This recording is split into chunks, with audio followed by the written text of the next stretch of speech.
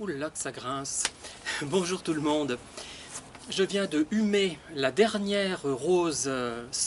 C'est pas une sans-feuille, c'est un rosier alba, hein, cuisse de nymphe ou cuisse de nymphe émue. Je n'arrive pas à les différencier. Bon, et c'est vraiment un parfum très suave. Hein, voilà. Donc c'est une des dernières de la saison malheureusement puisqu'elle n'est pas remontante. Mais je ne suis pas là pour vous parler du rosier cuisse de nymphe, célèbre rosier alba, mais pour vous faire part d'une question qui m'a été posée dans ma boîte mail. Et la question est la suivante. Être hypersensible ou être dans un moment de faiblesse est-il le seul facteur principal à vivre en une relation dite toxique avec un vide intérieur? Il doit manquer un mot, mais bref. Cette personne se demande si finalement seuls les hypersensibles ou les gens qui connaissent une situation provisoire de faiblesse sont les seules victimes potentielles des pervers, quoi, en gros, hein, des personnes manipulatrices globalement, hein, puisque vous savez c'est beaucoup plus compliqué sans doute qu'on le croit. Il y a beaucoup de variantes dans le harcèlement, dans la méchanceté de ces gens, d'une personne à l'autre évidemment. Alors, donc moi je vais lancer des pistes de réflexion et je vais répondre évidemment à cette question selon ce que je pense, mais ça doit produire en vous une réflexion, ça ne doit pas être quelque chose que l'on applique comme une recette. Et c'est d'ailleurs pourquoi certains fuient mes vidéos, hein, puisque je ne donne pas de recette, c'est à mon avis une erreur. C'est un manque de respect, je dirais même, par rapport aux personnes, des personnes, bien que à certains moments de notre vie, on a besoin de recettes. Hein, il y a quelques bases, quelques invariants, c'est sûr, mais globalement, mieux vaut réfléchir et trouver soi-même la solution en tenant compte de son expérience, de sa personnalité et des cas particuliers auxquels on est confronté, en fait. Hein. Alors je dirais, par rapport à cela, on peut être sans être forcément très sensible ni en situation difficile, par exemple être confronté et être la victime du moins un certain temps, hein, puisque si on n'a pas le profil idéal, peut-être qu'on va quand même réussir à réagir, encore que ce n'est pas sûr. Je pense dans le domaine du travail. Alors dans le domaine du travail, c'est quand même très particulier, puisque vous pouvez arriver et être confronté à un supérieur hiérarchique qui s'avère être manipulateur. Même si vous n'avez pas la personnalité qui fait que vous êtes facilement manipulable et manipulé, il peut quand même s'en prendre à vous, hein, même si vous n'êtes pas le profil idéal. Forcément, il ne va pas laisser tomber sa personnalité parce que vous n'êtes pas forcément la proie, la victime idéale. Et là, vous aurez du mal, même si vous avez une personnalité, comment dire, assez hermétique à ce genre de personnalité perverse, vous aurez du mal à vous dépatouiller, forcément, puisque votre emploi peut être en jeu. Mais la question à se poser, c'est est-ce que c'est une bonne idée de s'écraser? Est-ce qu'il vaut mieux pas partir ou alors entrer en conflit, hein, si on peut? Et c'est peut-être ce qui vous sauvera d'ailleurs. Il se rendra peut-être compte qu'il a affaire à une personne qui ne se laisse pas faire et peut-être qu'il va s'en prendre à quelqu'un d'autre. Bon, c'est pas très gentil, hein, de laisser tomber tout sur les autres, mais voilà.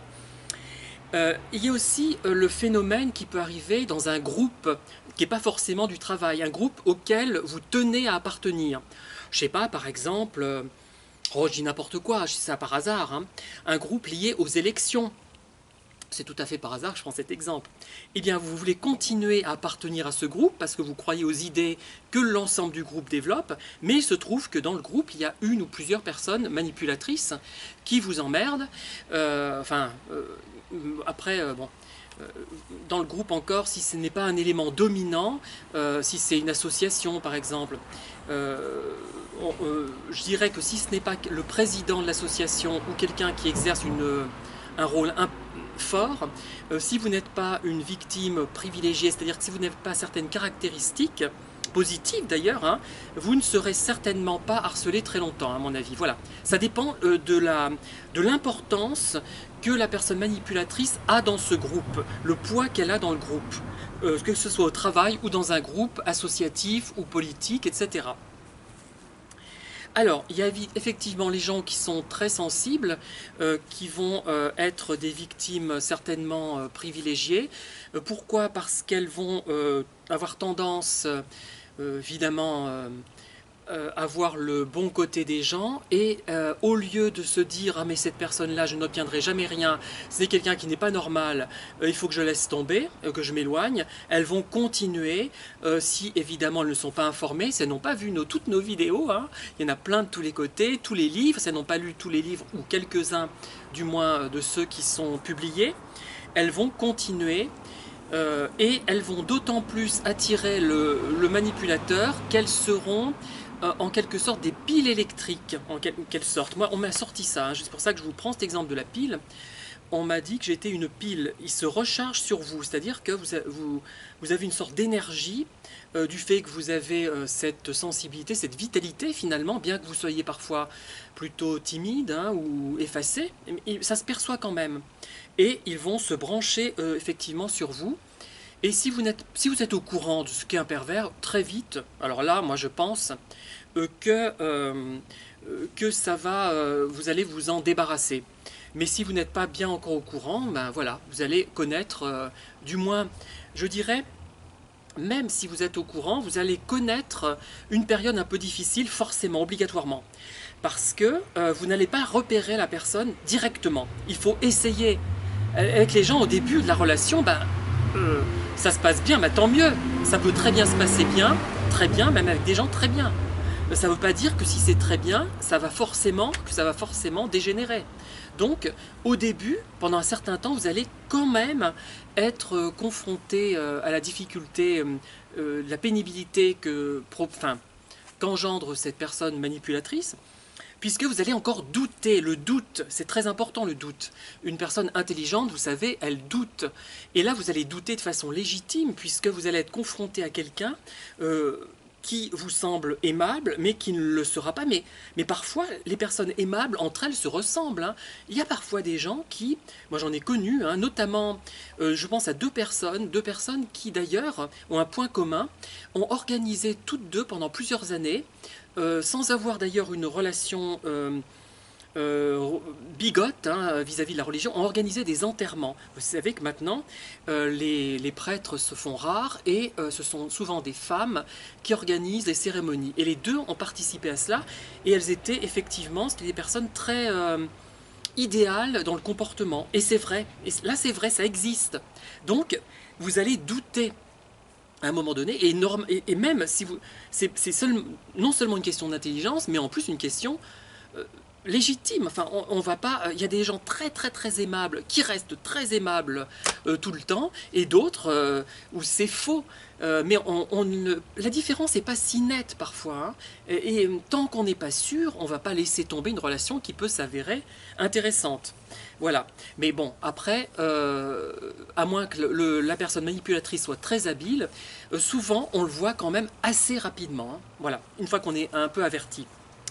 Alors, donc les pervers, vont être attirés par des gens qui se posent des questions, puisque se poser des questions, c'est douter, c'est remettre les choses en cause, et douter, c'est douter de soi, de son jugement, et c'est une preuve d'intelligence, ça je le dis et le redis, mais, comment dire, ils vont se mettre, entrer dans cette faille. C'est pas une faille en fait, c'est quelque chose de positif, mais pour eux c'est une faille, une faiblesse, une façon de douter. Et ils vont justement semer le doute, ils vont adopter des comportements qui vous feront douter et qui vont vous maintenir auprès d'eux. Voilà, bon vous les connaissez, hein, on en reparlera éventuellement. Alors, il y a aussi effectivement les moments de faiblesse, c'est-à-dire que vous êtes en situation, par exemple, de rupture amoureuse ou amicale, vous êtes en situation de deuil, vous avez besoin de quelqu'un, et vous vous jetez sur la première personne venue tellement vous êtes dépressif, tellement vous allez mal, par exemple. Ben, c'est légitime, mais après, si vous êtes informé, vous arrivez sans doute à vous défaire de cette relation toxique, mais au départ... vous ne voyez peut-être pas les choses comme ça, et vous êtes tellement dans la souffrance que ça peut occulter quasiment tout. Voilà. il y a aussi peut-être, en plus, pourquoi devient-on proie de personnes perverses? C'est que le pervers, au début de la relation, enfin, au tout début, ça dure plus ou moins longtemps, il y a la fameuse lune de miel, il nous propose une relation idyllique, idéale en quelque sorte, et en fait, beaucoup, surtout quand les jeunes, hein, je dirais, enfin moi c'était surtout quand j'étais jeune que j'avais ces conceptions, on a des conceptions de l'amour idéalisées, qui sont liées à la littérature, je dirais pas classique, parce que si on lit Stendhal, on retombe vite sur Thiers, justement, peut-être pas la Chartreuse de Parme, hein, un peu moins, mais le Rouge et le Noir, là on a vraiment des informations sur tout ce qui peut être une attitude manipulatrice, mais il y a ces romans à l'eau de rose, ces histoires idéales d'amitié, de mon temps c'était la bibliothèque verte, la bibliothèque rose, la comtesse de Ségur, des choses comme ça, Alice, enfin je sais pas, des amitiés idéales, bref, tout ce qu'on peut imaginer, eh bien ça donne l'impression que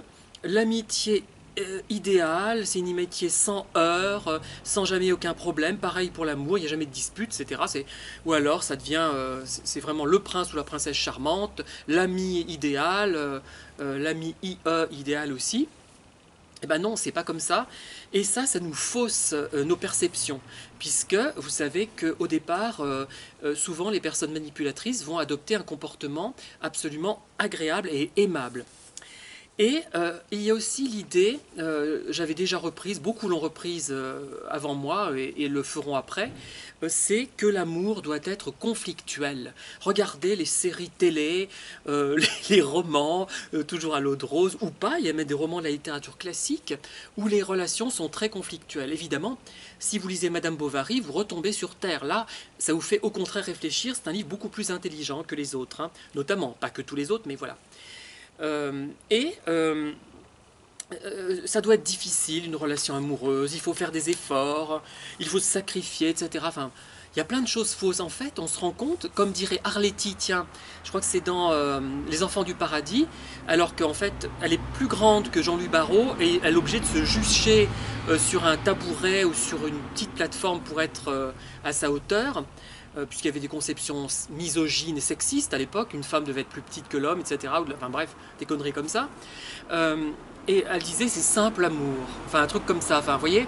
Ben oui, ça devrait être relativement simple, sauf si la personne est déjà engagée, sauf si on a peur de s'engager par crainte de l'échec, mais ça c'est encore autre chose, mais ça ne devrait pas être si compliqué. Il y aura forcément des conflits, mais ça ne doit pas être une prise de tête permanente. Si c'est ça, c'est que quelque chose ne va pas. Quelque chose ne va pas, que ce n'est pas forcément d'ailleurs quelqu'un de pervers à laquelle vous serez confronté, mais c'est quelque chose, un élément dont vous devez tenir compte. Voilà ce que j'aurais à vous dire par rapport à cette question. Je ne sais pas si je n'ai pas dépassé la question. J'ai à peu près, enfin, à mon sens, exprimé tout ce que je pouvais dire sur ce genre de choses. Voilà, donc je vais vous laisser passer une excellente soirée et vous dis à bientôt pour de nouvelles vidéos. Bonne soirée.